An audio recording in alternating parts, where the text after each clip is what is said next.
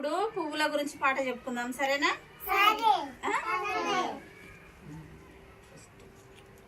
ఇవన్నీ ఏంటి తల్లి? పువ్వులు కదా.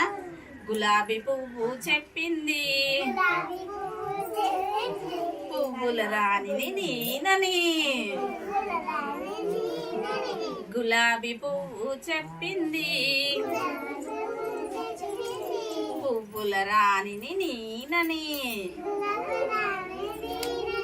బంతి పువ్వు చెప్పింది బంగారు రంగు నాదని. బంతి పువ్వు చెప్పింది బంగారు రంగు నాదని. చామంతి పువ్వు చెప్పింది చలికాలంలో పూస్తానని. చామంతి పువ్వు చెప్పింది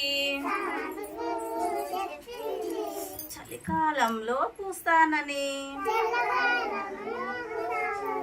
మల్లె పువ్వు చెప్పింది మండు టెండలో వస్తానని.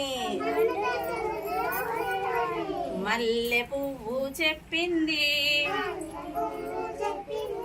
మండు టెండలో వస్తానని.